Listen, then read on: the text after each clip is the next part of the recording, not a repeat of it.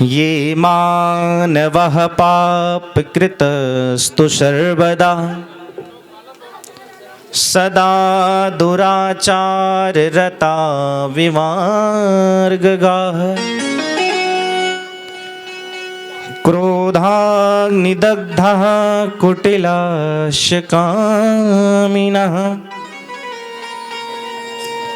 सप्ताहयज्ञेन कलौ पुनन्ति ते।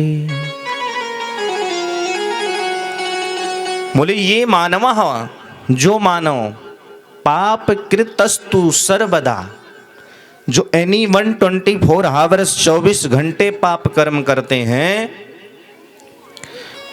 वो अगर श्रीमद् भागवत महापुराण की कथा को श्रवण कर लें तो उन पापियों का भी उद्धार हो जाता है। बोले इतने नहीं महाराज, बोले क्रोधाग्नि दग्धा कुटिलाश कामिनाः सप्ताह यज्ञेन कलौ पुनन्ति ते।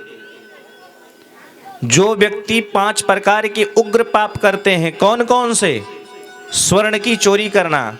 कुछ माताएं होती हैं, पुरुष तो नहीं होते हैं उतने, पुरुष जो होते हैं वो डकैती डालते हैं, वो चोरी नहीं करते, वो सीधा लूट करके पूरा घर समाप्त कर देंगे, क्योंकि इनको छोटा काम पसंद नहीं है, बड़े काम करते हैं।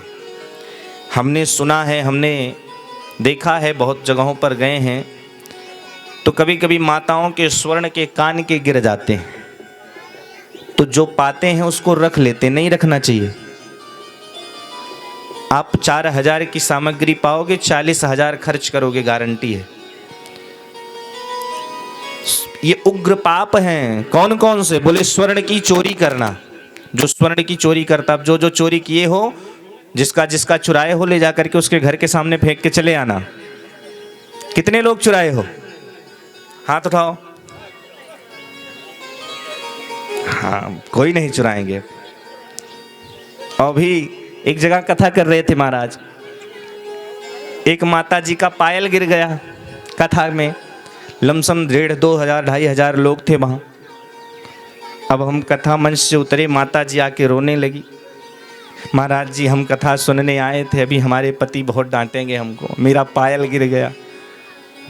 तो हमने कहा मैया आदेश करो। तो बोली महाराज जी अब क्या करें हम?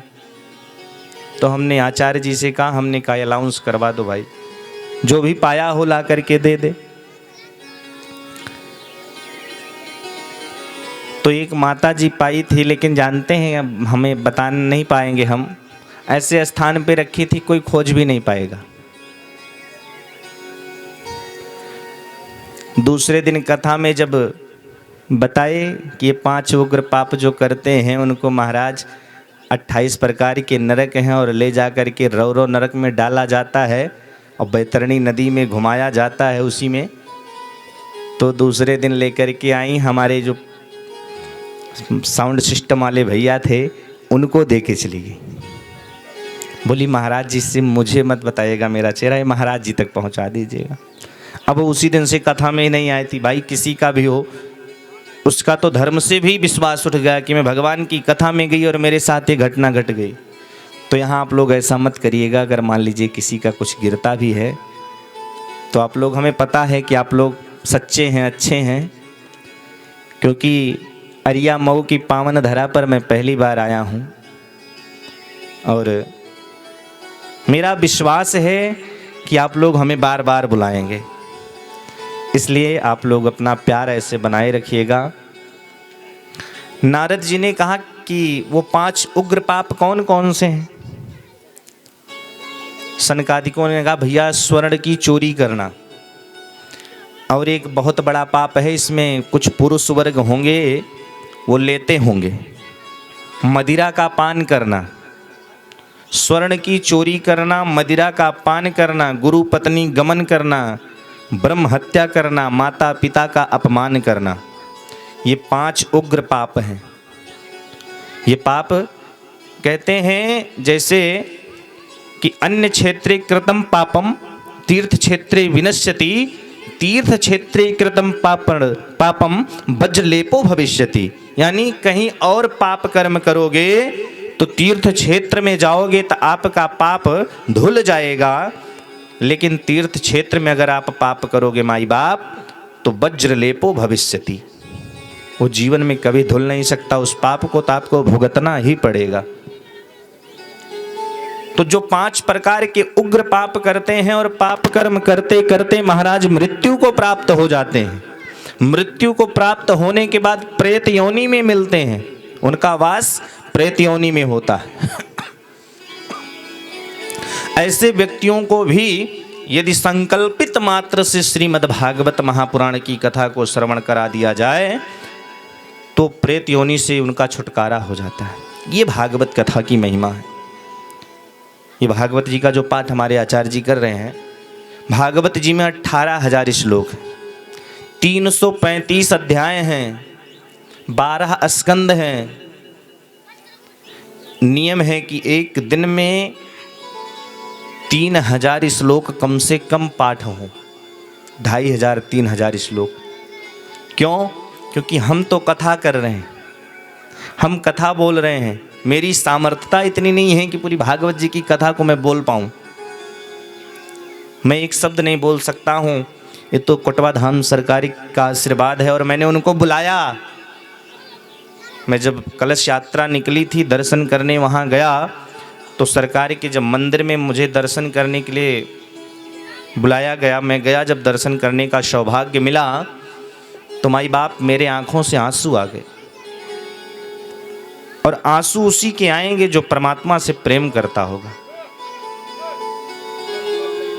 और मैंने कोटवा धाम सरकार से कहा कि प्रभु हम आपके दरबार में आए हैं, मेरी इतनी सामर्थ्यता नहीं है कि मैं एक लोगों के सामने बैठ करके वक्तव्य कर सकूं, तो वहां तो बहुत जनसंख्या होगी। आप चलिए मेरी बाड़ी में विराजमान होकर के मुझे निमित्त बना करके आप कथा को कर दीजिए प्रभु। और सरकार आए हैं, विराजमान हैं कंठ में, वो अपने द्वारा जो बुलवा रहे हैं वो हम बोल रहे हैं। राम, जो उनकी इच्छा हो रही है वही हम बोल रहे हैं। हकीकत बताऊं तो ये व्यास गादी इतनी महान गादी है महाराज कि यहां अगर कृपा ना हो तो किसी की सामर्थ्यता नहीं है वक्तव्य करने की। साक्षात मेरी राधा माधव सरकार विराजमान है, उनकी अनन्य कृपा है और बिना उनकी कृपा से किसी भी व्यक्ति को एक शब्द बोलने का सौभाग्य नहीं मिल सकता।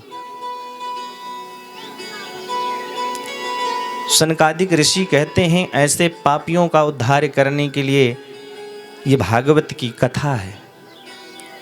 और भागवत की कथा महाराज अब तो आज के समय में हर व्यक्ति को प्रूफ चाहिए।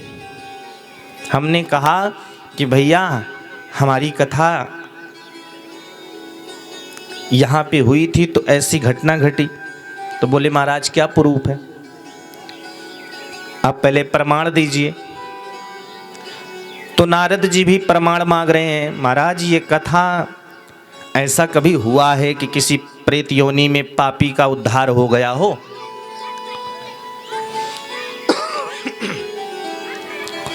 शनकादिक ने कहा हाँ भैया, मैं तुम्हें एक कथा श्रवण कराता हूं। तुंगभद्रा तटे पूर्वम भूतपतन मोत्तमम यत्र वर्णाः स्वधर्मेण सत्य सत्कर्म तत्परः। तुंगभद्रा तटे पूर्वम, तुंगभद्रा नदी तट के किनारे एक नगर है, उत्तम नगर। उस नगर में ध्यान दीजिएगा कथा को। उस नगर में एक ब्राह्मण देवता रहते हैं जिनका नाम है आत्मदेव। आत्मदेव जी की एक पत्नी है धुंधली देवी। नाम क्या है?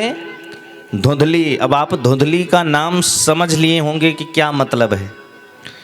इसका स्वभाव है महाराज, तन उजला मन मयला बकुला कपटी अंग, और इससे तो कौआ भला जो तन मन एक ही रंग। ये धुंधली देवी बकुले के समान है। आत्मदेव जी के यहां किसी चीज की कमी नहीं है। आत्मदेव जी एक ब्रह्मवेत्ता ब्राह्मण हैं, धर्मनिष्ठ ब्राह्मण हैं, गायत्री संध्या पूजन करने वाले ब्राह्मण हैं। बस एक चीज की कमी है, आत्मदेव जी के यहां कोई संतान नहीं है। और कहते हैं गृहस्थ